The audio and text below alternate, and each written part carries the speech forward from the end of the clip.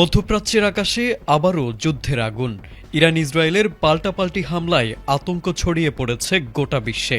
টানা বিস্ফোরণ, সাইরেন আর ক্ষেপণাস্ত্র প্রতিরোধ ব্যবস্থার গর্জনে কেঁপে উঠেছে অঞ্চল জুড়ে শহরগুলো। এবার সর্বোচ্চ নেতা আয়াতুল্লাহ খামেনিকে হত্যা ও মিত্রদের উপর বোমা বর্ষণের প্রতিশোধ হিসেবে ষষ্ঠ দফায় হামলা চালিয়ে ২৭টি মার্কিন ঘাঁটি উড়িয়ে দিল ইরান।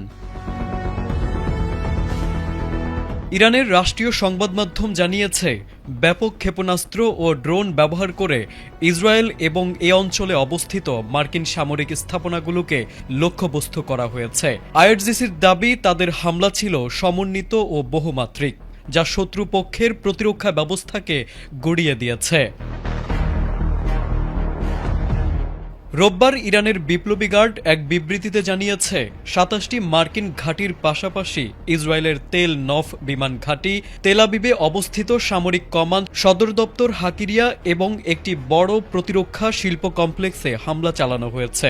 যদিও ক্ষয়ক্ষতির প্রকৃত চিত্র এখনও স্পষ্ট নয়, তবুও সামাজিক যোগাযোগ মাধ্যমে ছড়িয়ে পড়া ভিডিওতে আগুন ও ধোঁয়ার কুণ্ডলী দেখা গেছে বলে দাবি করা হচ্ছে। পরিস্থিতি মোকাবেলায় সর্বোচ্চ সতর্কতায় রয়েছে ইসরায়েলি প্রতিরক্ষা বাহিনী।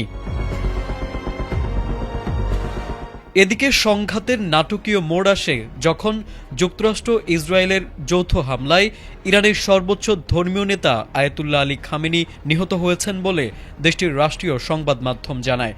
শনিবার সকালের ওই হামলায় ইসলামী বিপ্লবের নেতা শহীদ হয়েছেন। একই হামলায় তার পরিবারের কয়েকজন সদস্য নিহত হয়েছেন বলে জানানো হয়।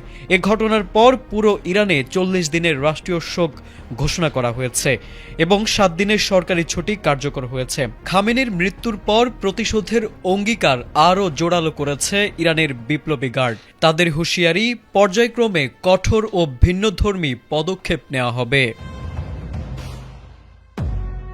তারেক আজিজ, এটিএন বাংলা।